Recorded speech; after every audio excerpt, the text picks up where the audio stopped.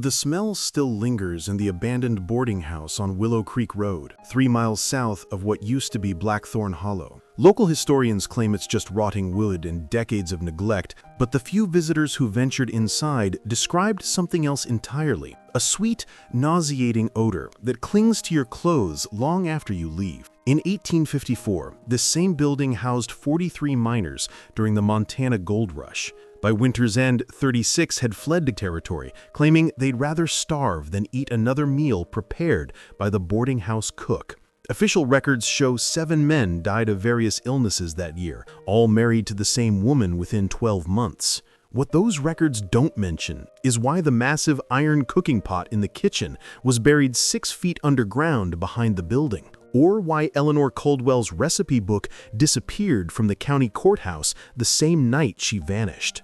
Before we continue with the story of Eleanor Caldwell and the darkest chapter in Blackthorn Hollow's history, make sure to subscribe to our channel for more chilling tales from America's forgotten past. And let us know in the comments what state you're listening from. These stories happened everywhere. The truth about what happened in that boarding house kitchen would remain buried for over a century, until a construction crew unearthed something that made even the coroner refuse to file an official report. Blackthorn Hollow wasn't like the famous Deadwood that would later capture America's imagination. This was a smaller, more desperate place. A collection of hastily built structures climbing to the sides of a narrow valley where Willow Creek carved its way through the Montana Territory. In the spring of 1854, when gold flakes were first discovered in the creek bed, the population swelled from 12 families to over 200 fortune seekers within 6 weeks. The settlement had no law, no doctor, and precious little hope. Most miners lived in canvas tents or crude dugouts carved into the hillsides. The few wooden buildings that existed charged exorbitant prices for everything from a cup of coffee to a dry place to sleep. It was into this chaos that Eleanor Caldwell arrived on a wagon train from Independence, Missouri, carrying nothing but a leather satchel, a massive iron cooking pot that required 4 men to lift, and a letter of introduction from a deceased husband she claimed had died of consumption. Eleanor was 34 years old, with prematurely gray hair and hands that bore the permanent stains of a woman who had spent her life working with fire and metal. She had a peculiar way of looking at people, not quite meeting their eyes, but staring somewhere around their collarbone, as if she were measuring something only she could see. Within a week of her arrival, she had negotiated the purchase of the largest building in the hollow, a 2-story structure that had been abandoned when its previous owner died in a mining accident. The building sat at the intersection of what passed for the main street and the path that led up to the richest claims, perfectly positioned to catch every miner coming and going from their work. Eleanor immediately set about converting it into a boarding house, installing her enormous cooking pot in the kitchen and posting handwritten signs throughout the settlement. Clean beds, hot meals, fair prices, no credit, no exceptions. The boarding house filled quickly. In a place where most meals consisted of hardtack and beans cooked over an open fire, Eleanor's kitchen produced genuine feasts. Her stews were thick with meat and vegetables, her bread was soft and warm, and she somehow managed to serve fresh eggs and milk since the nearest farm was over 100 miles away. The miners talked constantly about the quality of her cooking, particularly the rich, complex flavor of her meat stews that seemed unlike anything they had tasted before. Jacob Harlan, a former butcher from St. Louis who had caught gold fever, was the first to notice something unusual about their landlady. He had questions about the meat Eleanor served. The texture was different from beef or pork, more tender, with a grain that reminded him of something else entirely. When he asked Eleanor where she sourced her meat, she smiled that peculiar smile of hers and told him about a local woman who traded with her, bringing deer and elk from the deep woods in exchange for flour and sugar. But Jacob had hunted deer and elk. This wasn't either of those. Nathaniel Boone arrived at the boarding house on a Tuesday in late April, carrying a leather pouch that clinked softly when he walked. He was a big man, nearly 6.5 feet tall, with shoulders broad enough to block a doorway and hands the size of dinner plates. He had struck a small but promising vein in his claim and needed a place to stay while he worked it properly. More importantly, he needed a place to keep his gold safe while he accumulated enough to make the journey back to his family in Ohio worthwhile. Eleanor took particular interest in Nathaniel from the moment he signed her guest register. She made sure his meals were especially generous. his coffee always hot, and his room, the best one in the house, kept immaculately clean. She asked thoughtful questions about his mining techniques, his family back home, and his plans for the future. Nathaniel, who had been living alone in a tent for 3 months, was grateful for the attention and conversation. Within 2 weeks, their relationship had progressed beyond landlady and tenant.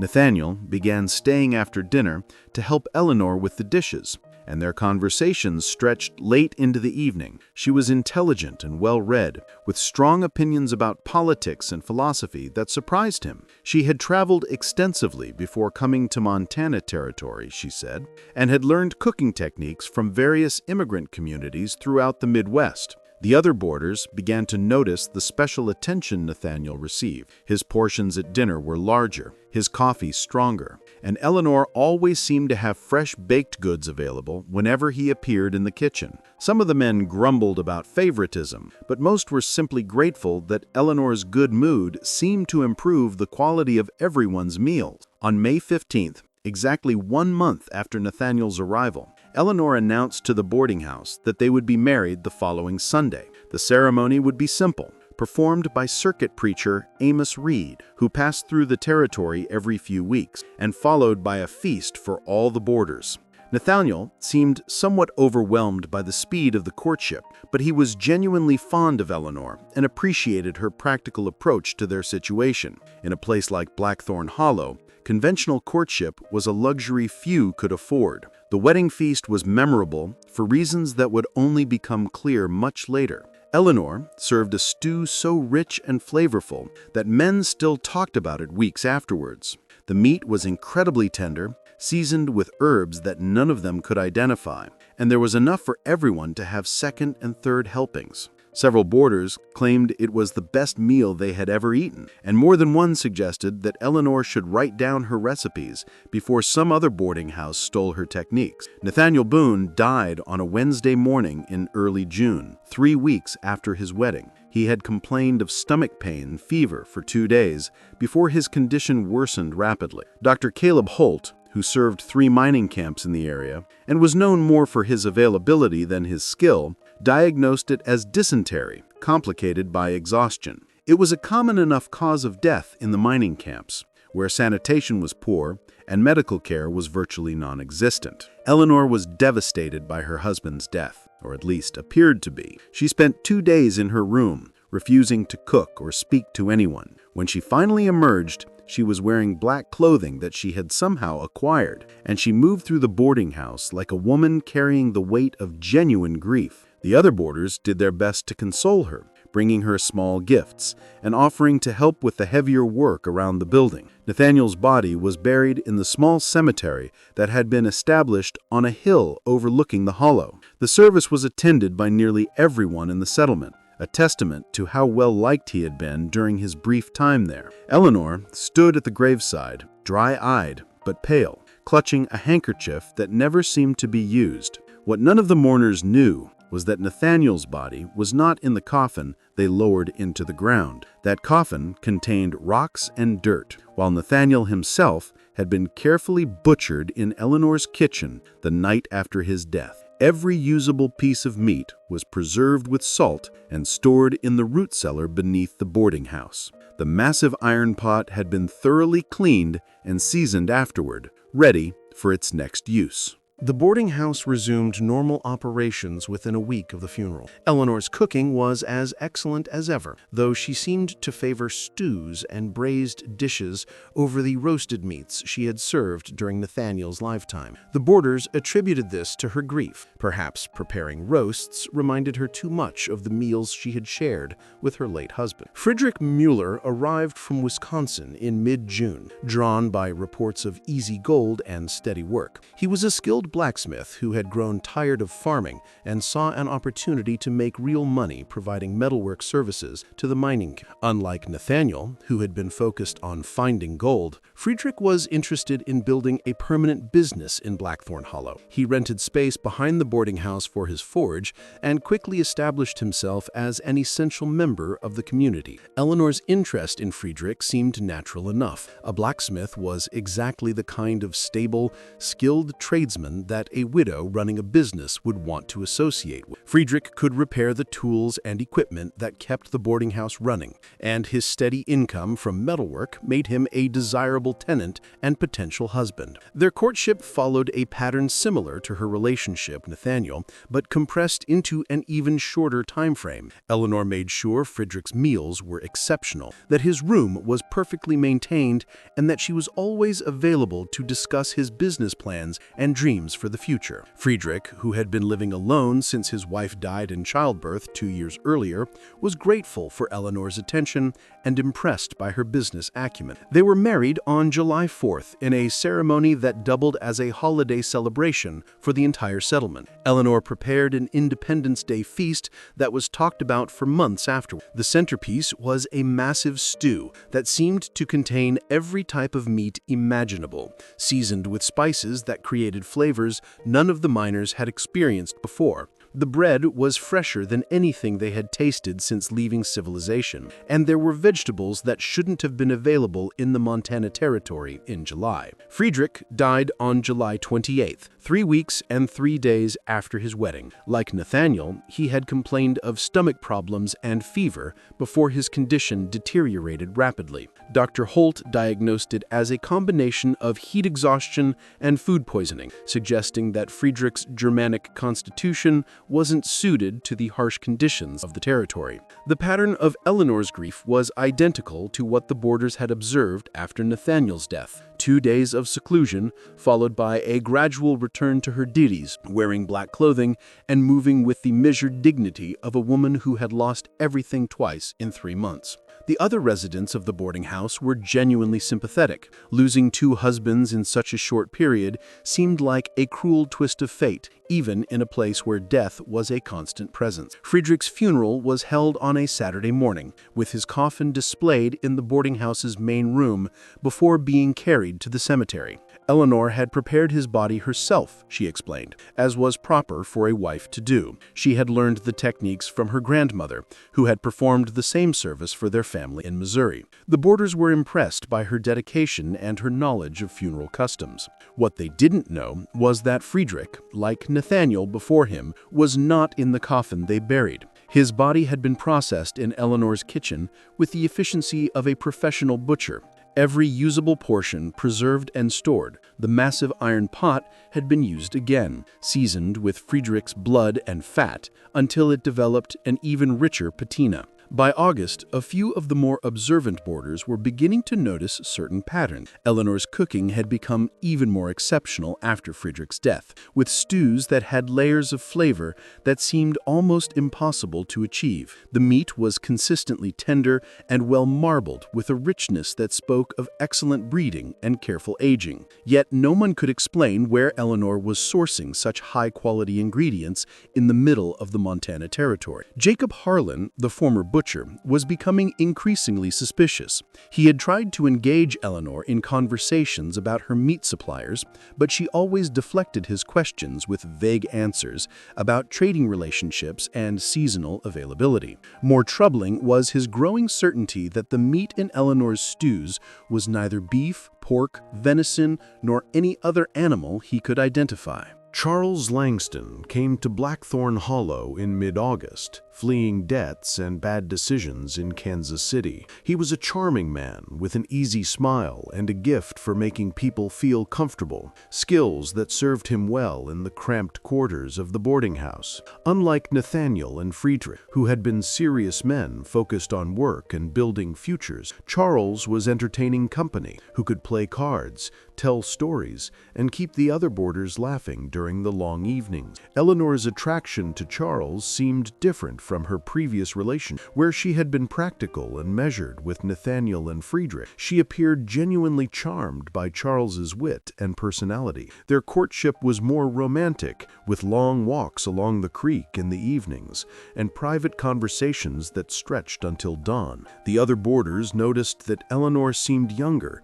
and more animated when Charles was around, laughing at his jokes and blushing at his compliments.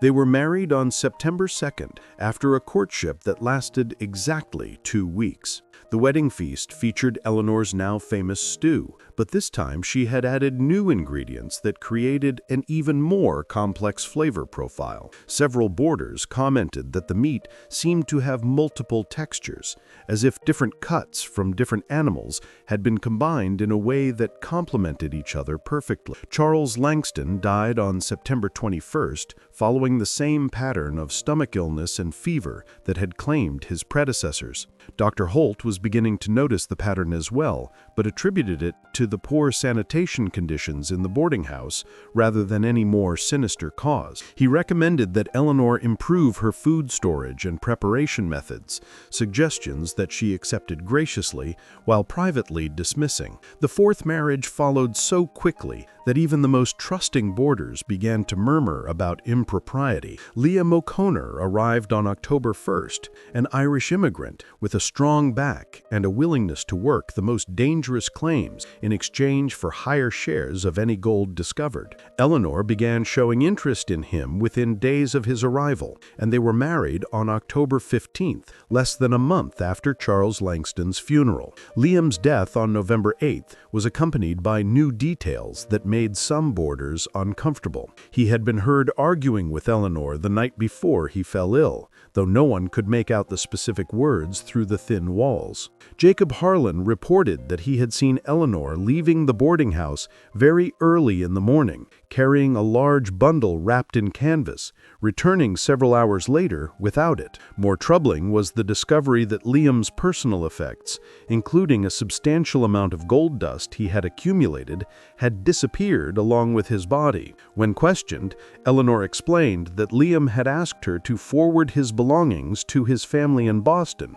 and that she had already sent them by wagon train. The explanation was plausible enough, but it raised questions about why the other dead husband's possessions had apparently been handled differently. By November, Jacob Harlan's suspicions had evolved into genuine concern. As the only boarder with professional experience in meat processing, he was uniquely qualified to recognize that something was fundamentally wrong with Eleanor's cooking. The texture, flavor, and appearance of her meat dishes were consistent with one specific type of protein, one that no legitimate supplier would be providing to a boarding house in the Montana Territory. Jacob began keeping a journal documenting everything he observed about Eleanor's cooking methods, ingredient storage, and the timing of various events. He noted that the quality of her stews improved dramatically immediately after each husband's death, as if she had suddenly gained access to premium ingredients. He also observed that Eleanor had detailed knowledge of butchering and food preservation techniques that went beyond what most women would learn in domestic settings. More disturbing was his growing certainty about the source of Eleanor's meat. He had worked with human bodies during his time in St. Louis, preparing them for medical schools when official suppliers couldn't meet demand. The texture and grain of properly prepared human flesh was distinctive, and it matched what he had been eating for months at Eleanor's table. On November 15th, Jacob made a decision that would have horrified him under normal circumstances. He broke into Eleanor's root cellar while she was visiting the cemetery, determined to find proof of what he suspected. What he discovered there exceeded his worst fears and convinced him that immediate action was necessary. The root cellar contained the preserved remains of at least 4 different bodies, carefully butchered and stored with professional expertise. Each cut was labeled with Eleanor's careful handwriting, indicating which part of which animal it had come from and when it had been processed. There were detailed notes about aging times, seasoning techniques, and cooking methods that read like a cookbook written by someone with extensive experience preparing human flesh. More horrifying was a separate journal that documented Eleanor's marriages and the subsequent processing of her husband's bodies. Each entry contained detailed descriptions of their physical condition, weight, and the yield of usable meat their bodies had provided. There were notes about which cuts were best for specific dishes, how long different parts needed to age for optimal flavor, and recipes that had been refined through trial and error. Jacob also discovered a collection of personal effects that had belonged to Eleanor's dead husbands: wedding rings, pocket watches, gold nuggets, and documents that should have been sent to their families. Everything had been carefully cataloged and stored, suggesting that Eleanor was keeping trophies from each of her victims. Despite Jacob's growing certainty about Eleanor's crimes, he faced an impossible situation. He had no legal authority in Blackthorn Hollow, no way to contact outside law enforcement, and no assurance that anyone would believe his accusations. More importantly, he realized that confronting Eleanor directly would likely result in his own death, adding him to the collection of preserved meat in her root cellar. Instead, Jacob decided to gather more evidence while trying to protect future victims. When Stefan Kowalski arrived in late November, a Polish immigrant with limited English and no local connections, Jacob tried to warn him about Eleanor's history. But Stefan, who had been living in a tent through the increasingly cold nights, was grateful for the warmth and comfort of the boarding house and dismissed Jacob's concerns as jealousy or prejudice. Eleanor's courtship of Stefan followed the established pattern, but with new refinements that suggested she was perfecting her technique. She took advantage of Stefan's limited English to control their conversations, presenting herself as her protector and guide in navigating American customs. Their marriage on December 8th was celebrated with another elaborate feast, this one featuring what Eleanor described as a traditional Polish dish that honored Stefan's heritage. Stefan Kowalski died on December 27th, but his death was different from the others. Instead of the gradual illness that had characterized previous deaths, Stefan simply didn't wake up one morning. Dr. Holt, who was becoming increasingly suspicious of the pattern of deaths at the boarding house, requested permission to examine the body more carefully. Eleanor refused, citing religious concerns about disturbing the dead, and had Stefan buried before the doctor could insist. The sixth marriage was the most troubling yet. Wei Zhang, a Chinese immigrant who had been working as a cook for one of the larger mining operations before arriving at Eleanor's boarding house in early January 1855, posed a unique challenge. His knowledge of cooking techniques and ingredient preparation made him both valuable and dangerous to Eleanor's operations.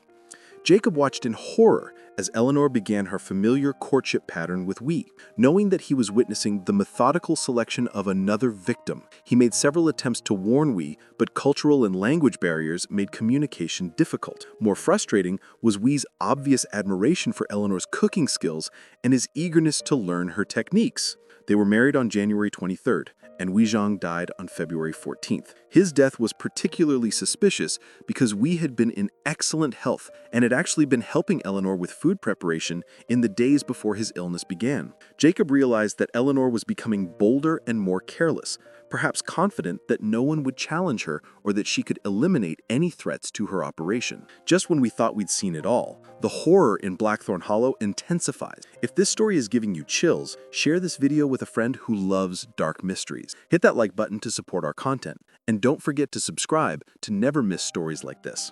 Let's discover together what happens next in Eleanor's terrifying reign of culinary murder. Lars Olsen arrived at the boarding house on February 20th, a Norwegian immigrant whose imposing physical presence and suspicious nature made him different from Eleanor's previous victim. Standing nearly 6'4" tall, with shoulders broadened by years of military service and manual labor, Lars carried himself with the alert posture of a man who had survived dangerous situations by staying vigilant. His pale blue eyes seemed to catalog every detail of his surroundings, and he had the unsettling habit of asking follow-up questions when most people would have accepted simple answers. Unlike the other men who had come to Blackthorn Hollow seeking quick fortunes, Lars arrived with a different purpose. He had been hired by a mining consortium in Chicago to investigate reports of unusual activity in various frontier settlements, disappearances, suspicious deaths, and financial irregularities that might indicate fraud or worse.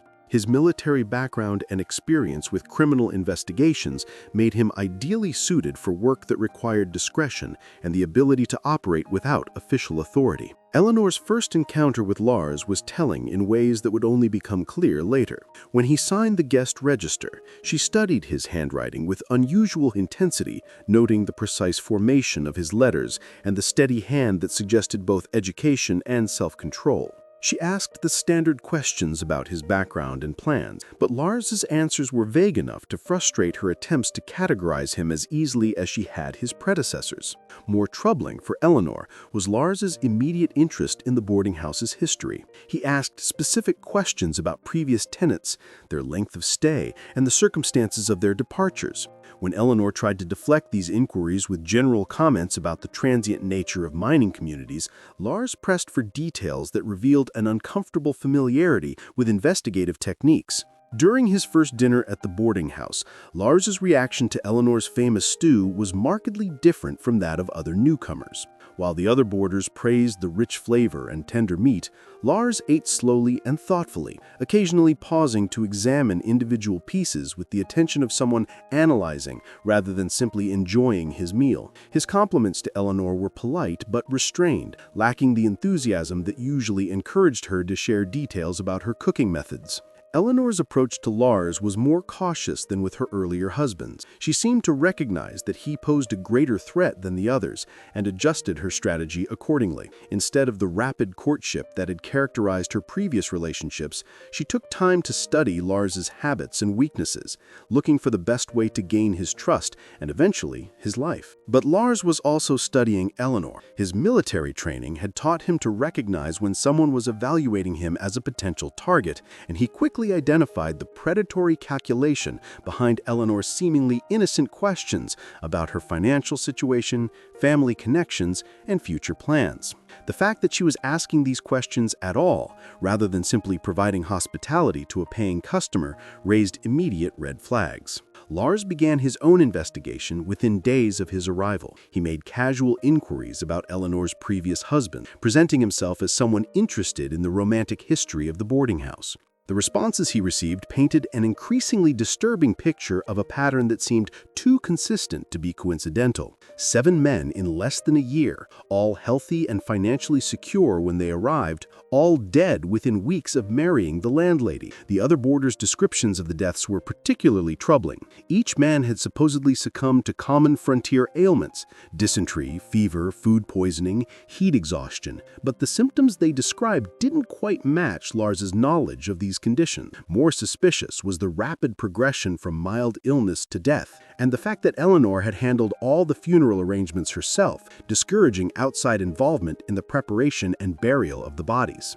Jacob Harlan saw an opportunity in Lars's arrival. Here was someone with the experience and temperament to potentially confront Eleanor's crimes, but approaching Lars required careful planning. Jacob had lived with his suspicions for months, knowing that any direct accusation against Eleanor would likely result in his own death. He needed to share his knowledge without appearing to be the one making the initial accusations. The opportunity came during a late-night card game in the boarding house's main room. Jacob maneuvered the conversation toward the topic of food quality in mining camps, praising Eleanor's cooking while subtly questioning the source of her superior ingredients. He mentioned his background as a butcher, establishing his credibility to recognize different types of meat, then carefully planted seeds of doubt about what they had actually been eating. Lars's response confirmed Jacob's assessment of his character. Instead of dismissing the implications or reacting with immediate horror, Lars asked pointed questions that demonstrated both his investigative experience and his willingness to consider unthinkable possibilities. The conversation continued over several nights, with Jacob gradually sharing more of his observations and Lars contributing insights from his own brief time at the boarding house. The partnership that developed between Jacob and Lars was necessarily covert.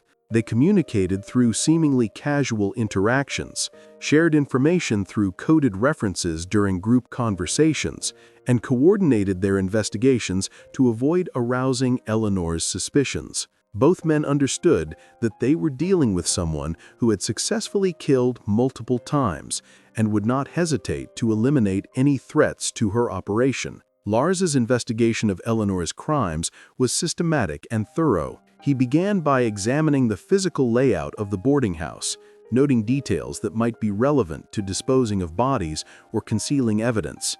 The root cellar was an obvious starting point, but Eleanor kept it locked and was always present when deliveries were made or supplies retrieved. The breakthrough came when Lars discovered that Eleanor maintained a strict schedule for her activities, leaving the boarding house at specific times each week for what she described as shopping trips to other settlements.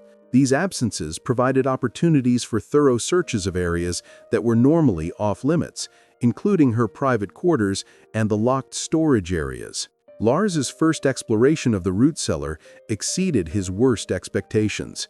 The carefully labeled packages of preserved meat, the detailed journals documenting each victim's physical characteristics and yield, and the collection of personal effects stolen from the dead men provided overwhelming evidence of Eleanor's crimes. But Lars was experienced enough to know that evidence alone would not be sufficient. In a community without formal law enforcement, he would need to expose Eleanor's crimes in a way that would result in immediate justice, rather than allowing her to escape and continue her activities elsewhere. The plan that Lars and Jacob developed required precise timing and careful staging. They needed to catch Eleanor in the act of preparing human flesh for consumption, with witnesses present who could not deny what they were seeing. The opportunity came on March 15th, when Eleanor began preparing what appeared to be organ meat for that evening's dinner. Lars had been monitoring Eleanor's food preparation routine and recognized the distinctive appearance of human liver, which differed subtly from the organs of animals commonly used for food. More telling was Eleanor's behavior as she worked. The familiar efficiency of someone who had performed the same task many times before, combined with occasional references to techniques that were inappropriate for preparing animal organs.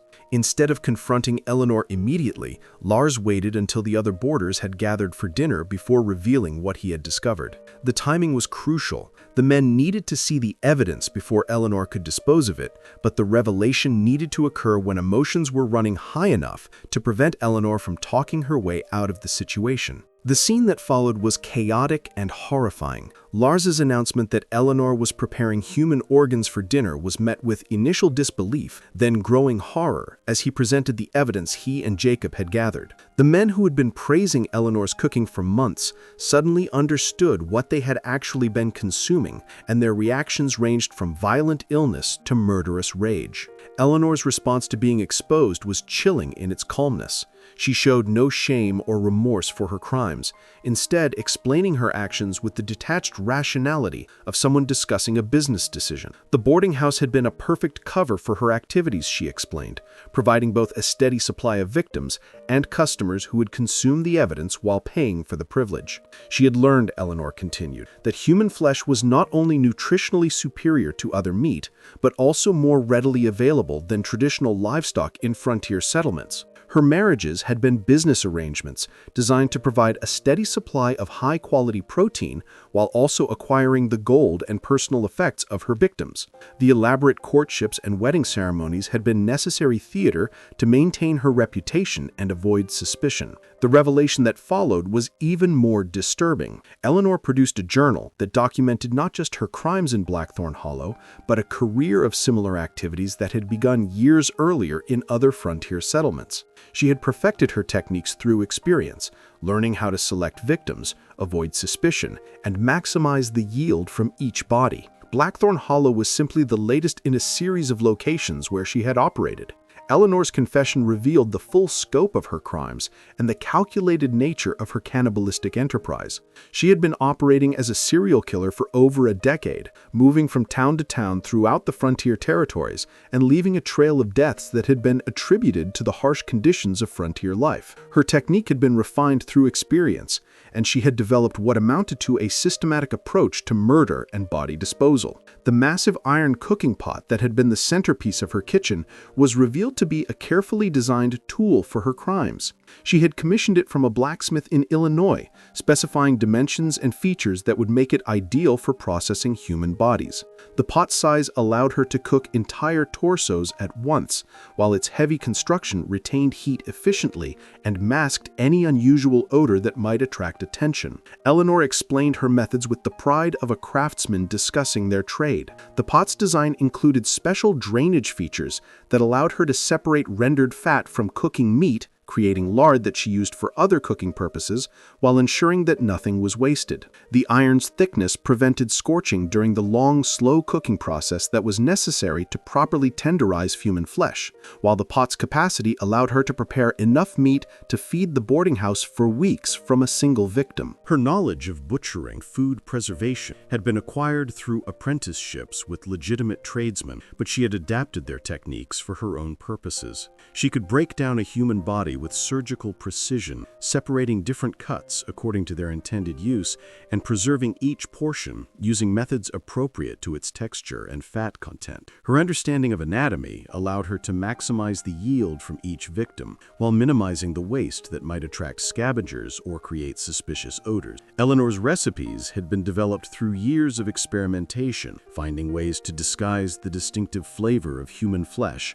and make it appealing to unsuspecting diners. She had learned which spices and cooking methods could mask the slightly sweet taste that distinguished human meat from other proteins, and how to combine different cuts to create textures that seemed familiar to people accustomed to beef or pork. The boarding house's isolation had been crucial to her success.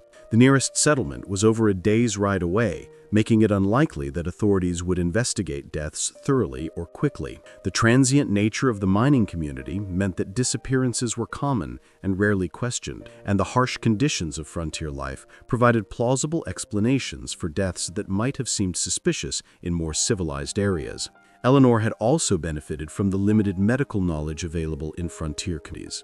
Dr. Holt, like most frontier physicians, had minimal training and relied primarily on experience and folk remedies. His diagnoses were based on symptoms rather than detailed examinations, and he rarely questioned deaths that seemed consistent with common frontier ailments.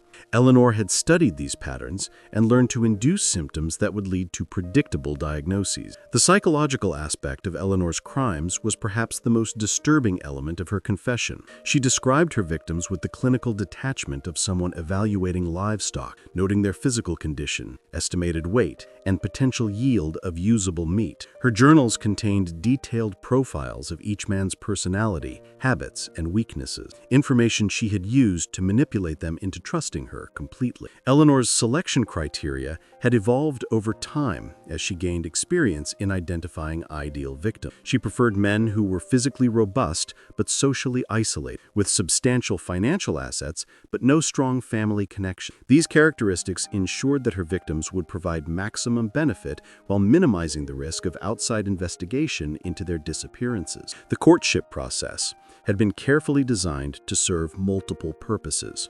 It allowed Eleanor to assess each victim's financial situation and personal history, identifying any potential complications that might arise after their death. It also provided opportunities to isolate the men from other community members, making them dependent on Eleanor for companionship and emotional support. Finally, the marriage ceremony itself served as a kind of ritual that marked the transition from courtship to the final phase of victimization. Eleanor's explanation of her preservation techniques revealed a level of sophistication that bordered on the professional. She had developed methods for curing different cuts of meat that maximized their shelf life and flavor, allowing her to consume a single victim over several months while maintaining the quality of the meat. Her root cellar had been designed with temperature and humidity controls that created optimal storage conditions, and she had invested in equipment that allowed her to package and label her products with the precision of a commercial operation. The financial aspect of Eleanor's crimes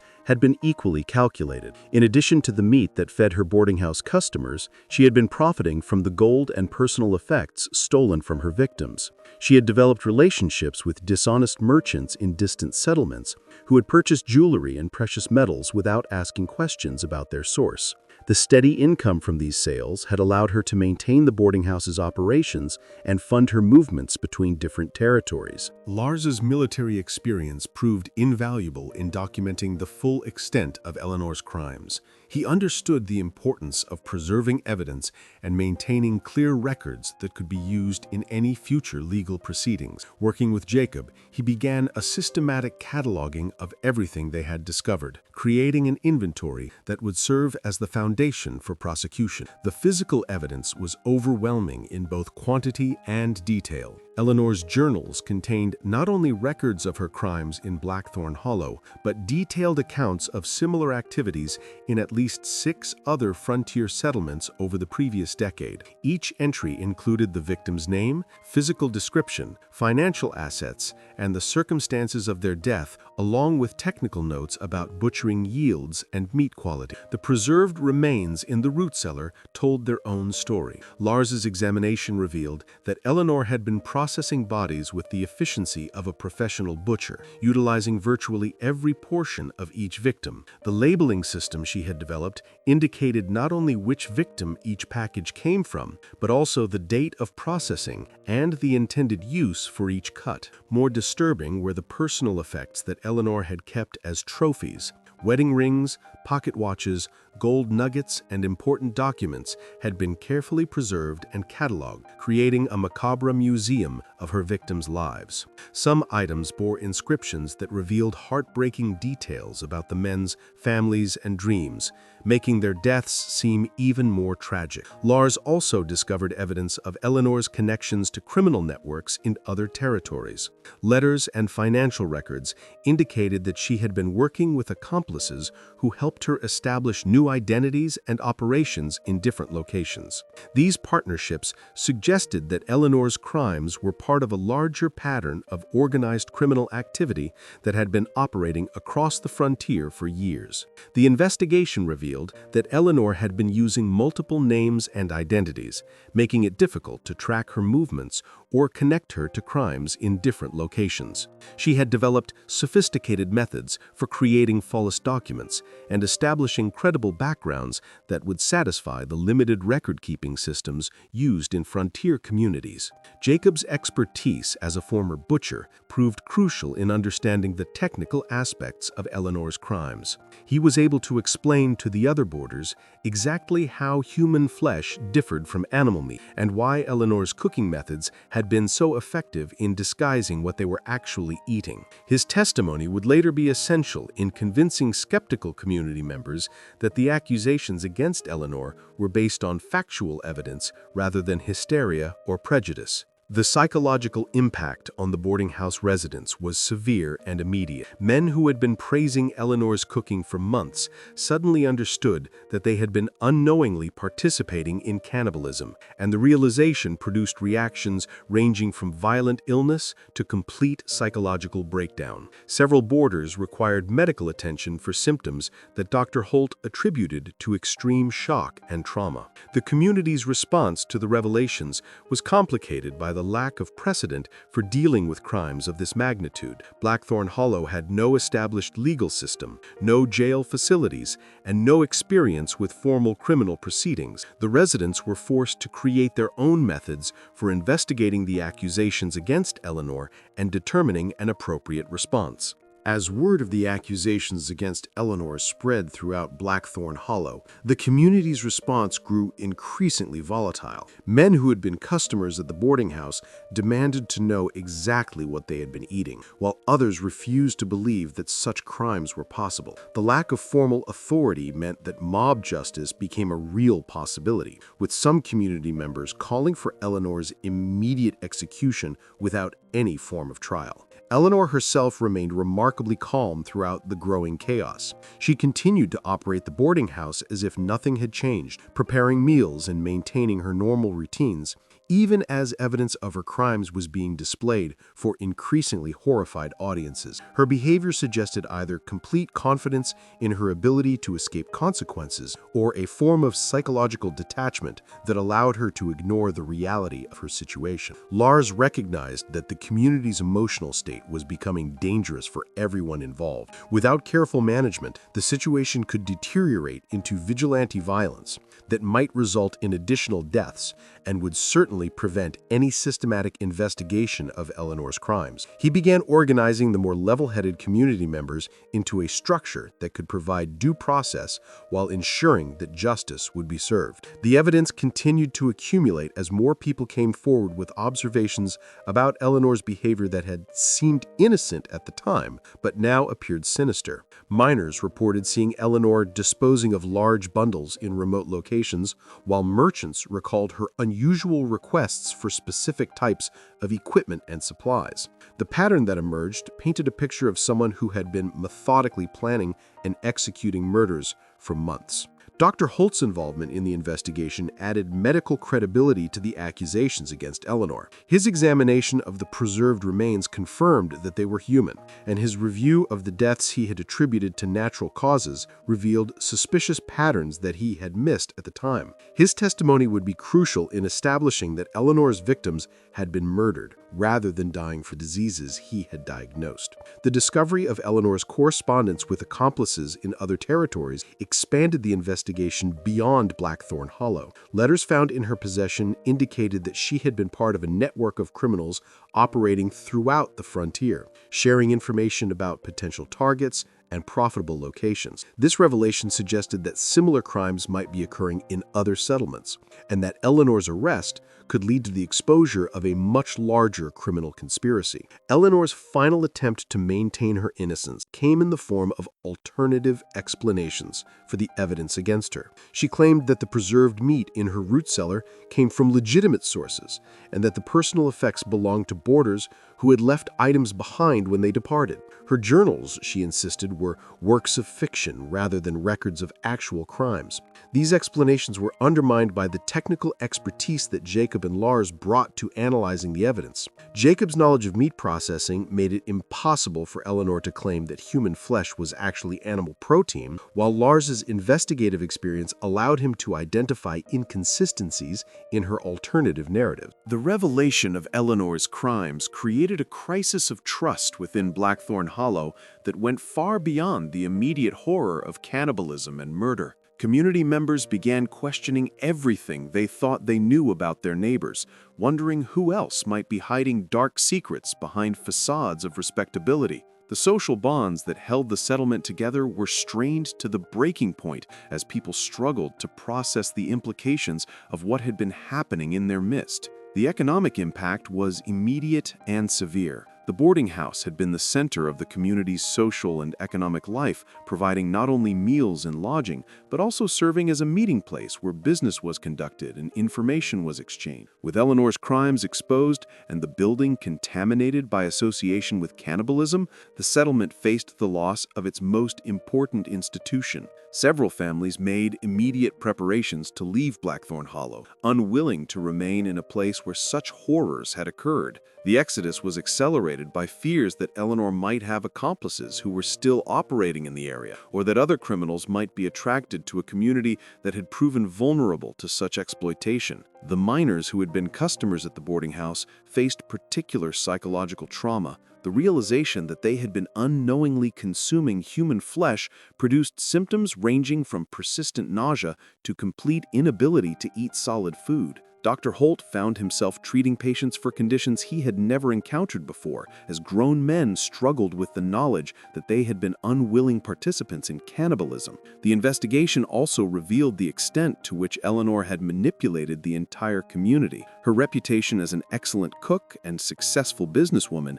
had been built on the consumption of murder victims, while her apparent grief at losing multiple husbands had been a calculated performance designed to deflect suspicion. The discovery that so many community members had been deceived by someone they had trusted and admired created lasting damage to their ability to trust their own judgment. Religious leaders in the community struggled to provide guidance for dealing with crimes that seemed to exist outside the normal framework of sin and redemption. Circuit preacher Amos Reed, who had performed Eleanor's multiple wedding ceremonies, was particularly affected by the revelation that he had been unknowingly facilitating her selection of victims. His sermons in the weeks following Eleanor's exposure focused on themes of evil disguising itself as good and the difficulty of recognizing true nature beneath convincing appearances. The practical challenges of dealing with Eleanor's crimes were as complex as the emotional ones. The boarding house contained evidence that needed to be preserved for any legal proceeding, but the building was also contaminated with human remains and could not continue to function as a residence or business. The massive iron pot that had been used to cook the victims presented particular problems, as its size and symbolic significance made it impossible to ignore, but too horrifying to keep. The decision to hold a formal trial was controversial within the community, with many residents preferring immediate execution to what they saw as unnecessary delays in delivering justice.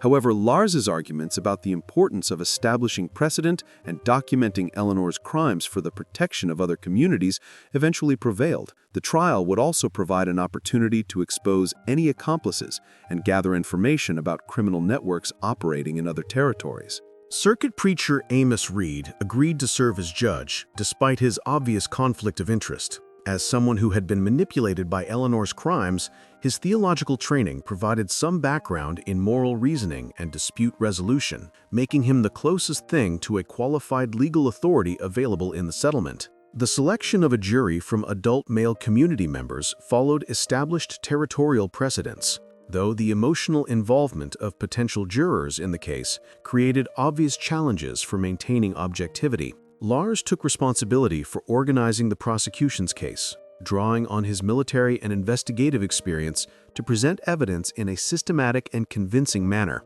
His approach focused on establishing a clear timeline of Eleanor's crimes, demonstrating the consistency of her methods, and providing technical evidence that would make denial impossible. The physical evidence was supplemented by testimony from community members who had observed suspicious behavior but had not understood its significance at the time. Jacob Harlan's role as the primary witness was crucial to the prosecution's case. His expertise as a former butcher gave him unique credibility in identifying human flesh and explaining Eleanor's processing techniques. His testimony about the months of growing suspicion and investigation that had led to the discovery of the crimes provided context for understanding how Eleanor had been able to operate undetected for so long. The preparation of evidence required careful handling of materials that were both legally important and physically revolting. The preserved remains from Eleanor's root cellar needed to be documented and displayed in ways that would convince skeptical jurors while not creating additional trauma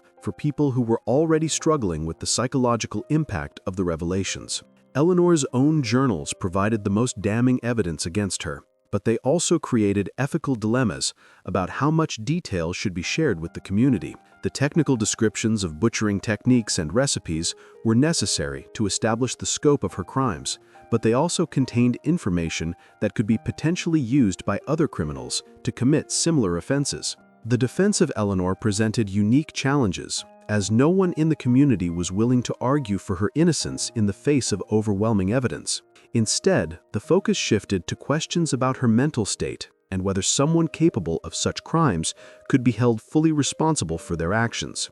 These arguments were complicated by Eleanor's obvious intelligence and careful planning, which made claims of insanity difficult to support. The trial of Eleanor Caldwell began on March 26th and lasted for 5 days, making it the longest and most complex legal proceeding in the history of Blackthorn Hollow. The proceedings were held in the community's only large building, a warehouse that had been converted into a makeshift courtroom with benches arranged to accommodate the entire adult population of the settlement. Lars's opening statement established the prosecution's case with military precision, outlining the charges against Eleanor and previewing the evidence that would be presented. He emphasized the systematic nature of her crimes and the calculating intelligence that had allowed her to operate undetected for so long. His presentation was designed to counter any sympathy Eleanor might generate by demonstrating that her actions had been the result of careful planning rather than temporary insanity or desperation. The first day of testimony focused on establishing the timeline of events and the pattern of Eleanor's marriages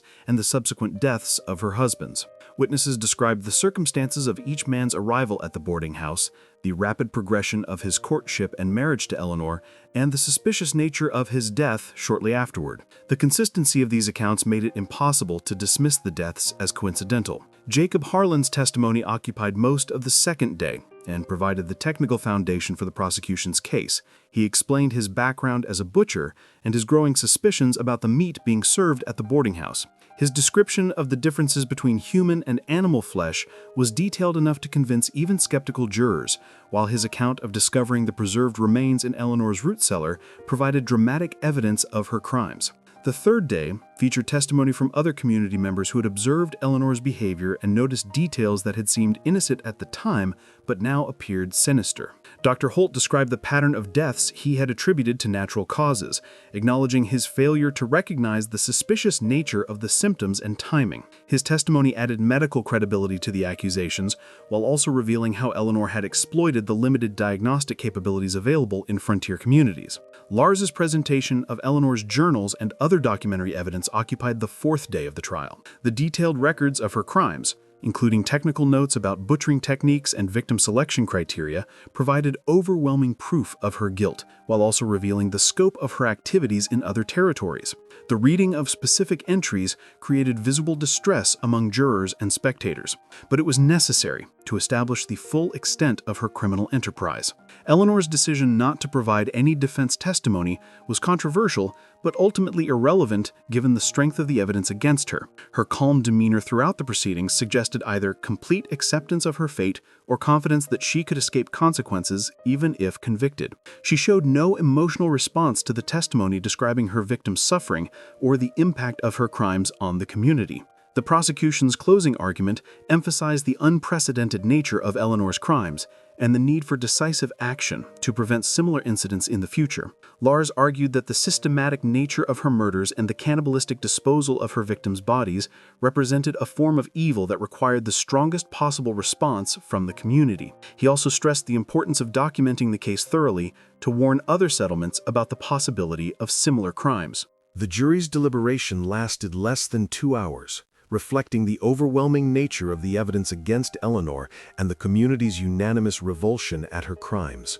The foreman's announcement of a guilty verdict on all charges was met with a mixture of relief and continued horror as community members struggled to process the confirmation of events that seemed almost too terrible to believe. The sentencing phase of the trial provided an opportunity for community members to express their feelings about Eleanor's crimes and their impact on the settlement. Several people spoke about the psychological trauma of learning they had been unknowingly consuming human flesh, while others described the destruction of trust and security that Eleanor's actions had created. The emotional testimony provided context for understanding why the community felt the death penalty was the only appropriate response. Circuit preacher Amos Reed's sentencing statement reflected the theological and moral complexity of dealing with crimes that seemed to exist outside normal frameworks of sin and redemption. He struggled to find religious precedent for Eleanor's actions, while acknowledging that her calculated evil required decisive earthly justice. His announcement that Eleanor would be executed by hanging was met with solemn approval from the assembled community. Eleanor's response to her death sentence was consistent with her behavior throughout the trial. She showed no emotional reaction to the announcement and made no plea for mercy or expression of remorse. Her only request was that her cooking pot be destroyed to prevent anyone else from using it for similar purposes, a suggestion that was readily accepted by the court. The scheduling of Eleanor's execution for the following dawn reflected the community's desire to end the traumatic proceedings as quickly as possible. The speed of the sentence also served practical purposes, as keeping Eleanor alive for an extended period would have required security arrangements that the settlement was not equipped to provide. There was also concern that delay might allow accomplices to attempt a rescue or create additional complications for the community. Eleanor Caldwell was executed at dawn on March 31, 1855, in a ceremony attended by virtually everyone in Blackthorn Hollow. The hanging was conducted with as much dignity as possible under the circumstances, reflecting the community's desire to end Eleanor's crimes without descending to her level of brutality. Circuit preacher Amos Reed performed a brief service that focused on themes of justice and the protection of the innocent rather than forgiveness or redemption. Eleanor's final words were brief and unrepentant. She expressed no remorse for her crimes and offered no apologies to her victims' families or the communities she had deceived. Instead, she used her last moments to warn that others like her existed throughout the frontier territories, taking advantage of isolation and lawlessness to commit crimes that would be impossible in more civilized areas. Her final statement was a chilling reminder that her death would not necessarily end the threat of similar crimes in other communities. The destruction of Eleanor's cooking pot required special arrangements due to its size and symbolic significance. The massive iron vessel was broken apart using sledgehammers and cold chisels, with the pieces scattered in different locations throughout the territory to ensure it could never be reassembled. The destruction was witnessed by community members who wanted to ensure that this tool of Eleanor's crimes could never be used again. The boarding house was systematically dismantled and burned, with every piece of wood, furniture, and equipment reduced to ash. The root cellar, where Eleanor had stored her victims' remains, was filled with rocks and dirt, sealing away any traces of her crimes. The destruction was so thorough that within days, only the foundation stones remained to mark where the building had stood. The psychological impact of Eleanor's crimes continued to affect the community long after her execution. Several families left Blackthorn Hollow immediately after the trial, unable to remain in a place where such horrors had occurred. Those who stayed struggled with persistent anxieties about the possibility that other criminals might be operating in their midst,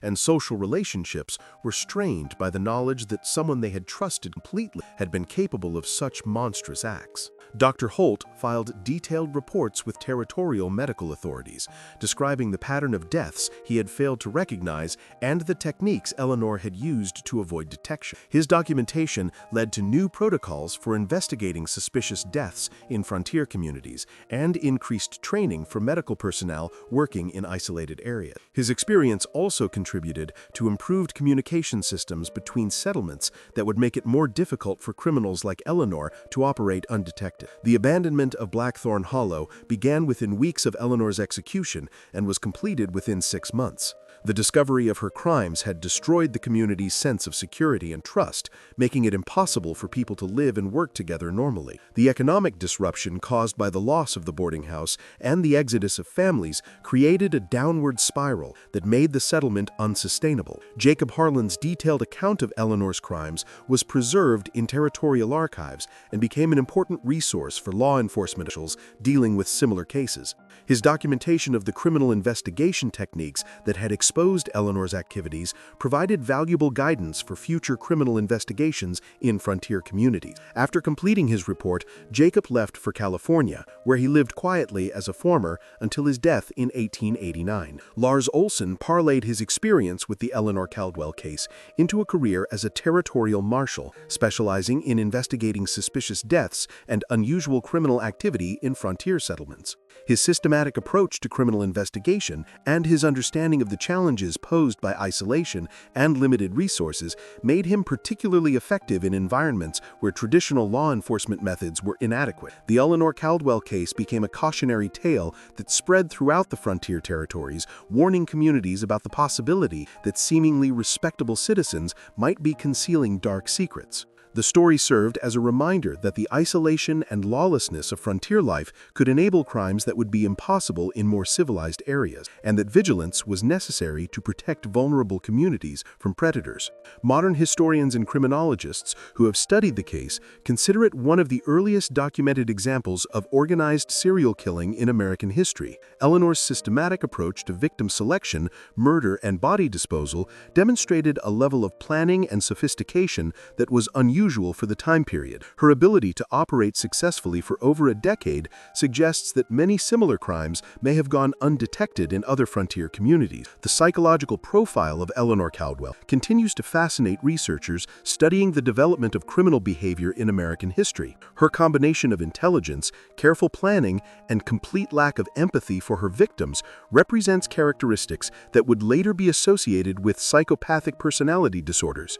Her practical approach to cannibalism, treating it as a business opportunity rather than a compulsion, sets her apart from other documented cases of the period. The location of the former Blackthorn Hollow settlement remains largely undisturbed today, marked only by scattered foundation stones and the filled depression where Eleanor's root cellar once stood. The area has returned to wilderness, with no visible signs of the thriving mining community that once existed there. Local historians have occasionally suggested placing a memorial marker at the site, but these proposals have been consistently rejected by community members who preferred to let the location remain forgotten. The discovery of Eleanor's cooking pot in 1967 provided dramatic confirmation of the historical accounts of her crime. A construction crew building a Forest Service road uncovered the buried pot exactly where territorial records indicated it had been placed. The massive iron vessel still contained bone fragments and other material